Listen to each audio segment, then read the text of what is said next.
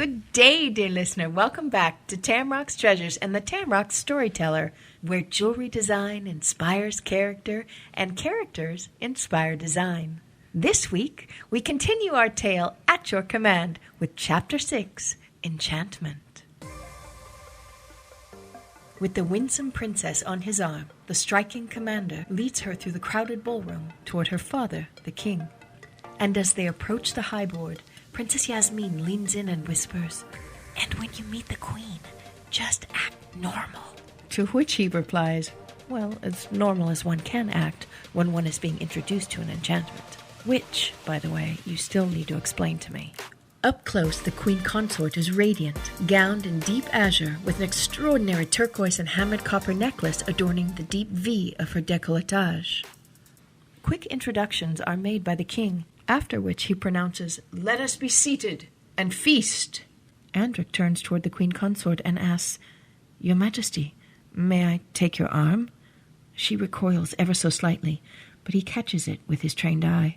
"Oh, we are not so formal here, Commander. Please, take your seat next to our precious Yasmin." The servants pour wine, and the queen consort takes a long, heavy drink from her goblet. Andric turns to Yasmin. "She's drinking actual wine?" "Yes," the princess replies, "and she eats, too." "Then how, princess, can she possibly not be real? She seems lovely." "Oh, she's very lovely. To men." "Yasmin, I don't understand how—" Just then a commotion. The servant girl stumbles into Andric's guard. The guard shoves her, and she goes flying backward. Andric is quick to deliver a blow that brings the large soldier to his knees. "You are new to my guard. But son of a noble or no, this will be your only warning that I tolerate no physical harm toward women, and that includes servants." Andric reaches out to help the girl. Thank you, my lord, but that was not necessary. Your name, miss?" "I am Galena, ward of the court." "Galena, this is one of my guards, Cain, and he owes you an apology." For just a moment, Galena held her breath as she scaled her eyes up the length of this sizable man, but when she reached his face she was surprised, for he was young, not much older than she, and his eyes were filled with a wounded pride. "I am sorry," he said. "I meant no harm.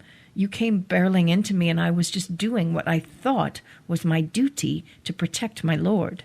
Then Galena did the unimaginable.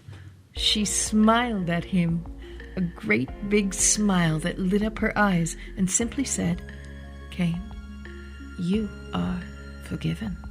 The king clapped his hands. "Now that is settled, let us feast." Servants bearing trays heavy laden with succulent and steaming foods flooded into the banquet hall.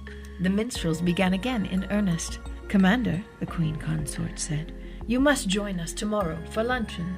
Just the four of us. I would have us celebrate your betrothal in private." "That I cannot do, ma'am, as I am leaving at first light on a mission for the king." "Oh, but surely—" "No, Katerina," the king admonished. "I can trust only Andric with this task. He should return in a week, so we shall plan the betrothal lunch for then.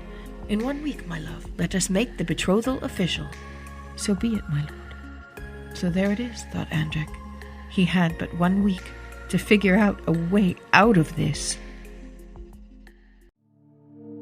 Back in the servants' quarters, Galena quickly shut the door and leaned heavily upon its oaken frame. She closed her eyes and took a moment to catch her breath.